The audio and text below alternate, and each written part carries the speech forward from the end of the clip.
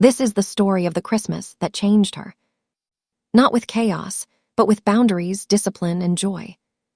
A story you must hear before Christmas, because it might change yours too. Chapter 7, Christmas as That Girl.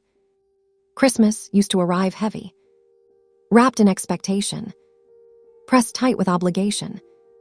What should have felt like joy often came tangled with stress. The quiet panic of finances, the pressure to give more than she had, the ache of questions she was tired of answering. She loved the time off. Loved the laughter, the familiar faces, the warmth of shared meals. But underneath, it all lived a low hum of exhaustion. Counting money, stretching herself thin, bracing for the inevitable questions. Why aren't you married yet? As if time were something she had mismanaged. As if love were something a woman could summon on command. Every gathering felt rushed. Every night out shadowed by the knowledge that work waited impatiently on the other side. Even rest felt hurried, borrowed, not owned. But this year was different. She had changed. Not externally, internally. She had learned that peace is not found by surrendering yourself to the season, but by mastering how you move through it. This year, she decided Christmas would no longer rule her. She would rule it. She would be selective, intentional, unapologetic about her boundaries. She would say no without guilt, say yes without pressure, and allow joy to meet her, not as chaos, but as calm. This Christmas was not about perfection. It was about presence and balance. She woke early on Christmas morning, before the world fully stirred. The house was hushed, that sacred once-a-year stillness where the air feels expectant, almost reverent. The faint glow of morning light filtered through the curtains, softened by winter's quiet. Somewhere nearby, cinnamon lingered in the air, remnants of yesterday's baking. Pine from the tree, warmth from the heater humming gently beneath it all. For a moment, she lay still, listening, feeling. The magic wasn't loud. It was subtle, like a whisper meant just for her. She rose slowly, wrapping herself in a robe, padding barefoot into the kitchen. Her coffee was indulgent but intentional, rich cream, Christmas spices, a hint of nutmeg and clove. The mug warmed her palms as she stood by the window, watching the world wake up. She visualized the day ahead. A run before the indulgence. Movement before celebration. Discipline first, not as restriction but as respect. She logged her meals ahead of time on her calorie tracker, not to punish herself, but to free herself, knowing she could enjoy dinner without guilt because she had planned with wisdom. She would be present with family, firm with boundaries, and end the day turning inward, with gratitude, reflection, and rest. She laced her trainers and stepped outside for her run. The streets were quiet, eerily so. Most of the world still wrapped in blankets, gathered around trees and tables. The path she chose wound through bare trees and frost-kissed ground. Each breath felt clean, sharp, alive. She ran steadily, body warm, mind clear. There was pride in this moment, not vanity, but self-respect.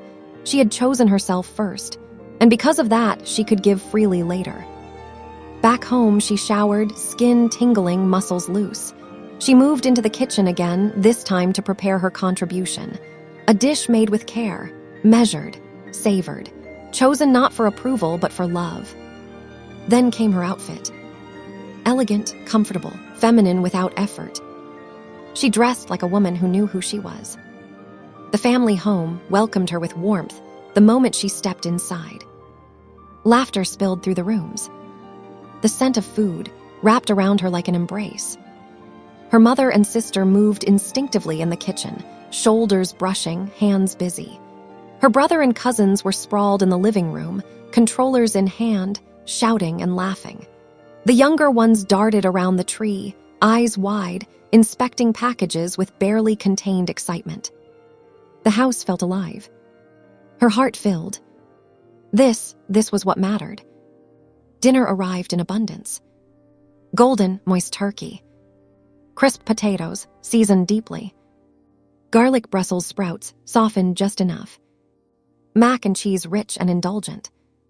Gravy poured generously. She plated her food with intention, staying within her plan, and felt no deprivation in it. Her body felt strong, nourished, honored. She brought dessert, a French pastry, delicate and exquisite, sourced from a Parisian bakery she found in Paris from her trip there the day before. Layers of craftsmanship, butter, precision. Around the table, conversation flowed, plates clinked, laughter rose and fell, stories overlapped. And then, as expected, the question came. So, where's your man? She felt it land, but it didn't wound her. She was ready. She had long stopped believing that her worth was measured by proximity to a partner. She knew the truth, that love cannot be forced, summoned, or rushed. She remembered the scripture, God will restore the years the locust has eaten. She wasn't late. She was on time, like a flower that blooms exactly when it is ready. God was not withholding, he was preparing. She met her aunt's gaze calmly and answered, The right man will meet me where I am, and I him. I'd appreciate it if you didn't ask again. The boundary was clear. Peace followed. Dessert arrived, and it was divine. As the evening softened, lights dimmed, conversation slowed, music hummed quietly in the background. Eventually, she returned home. Tired but satisfied. She had eaten well, moved well, spoken well, protected her peace. At home, she shed the day with reverence. Smooth jazz filled the bathroom as she ran a bath, bubbles rising, steam curling. She sank into the water, washing the day from her skin. A mask cooled her face. Her shoulders dropped. This was her reward, not indulgence but care. Later, wrapped in softness, she lay in bed and whispered thanks. For family. For discipline. For boundaries. For the season that, for one day, invites the world to pause and celebrate the birth of Christ. And God, who saw her heart, knew this joy was not meant for just one day. He was preparing to stretch the spirit of Christmas into her everyday life, into her finances, her relationships, her work, her becoming. She didn't know it yet, but everything was aligning. This is your reminder that becoming her isn't loud. It's built in quiet choices, in boundaries kept, in moments honored, in the way you treat yourself when no one is watching. If this story spoke to you, let it stay with you. Return to it when you need grounding. Let it remind you that you are not behind, you are becoming. Thank you for being here. Thank you for choosing depth over noise. And remember, this channel exists to walk with you, not rush you as you become her. Until next time, imagine that.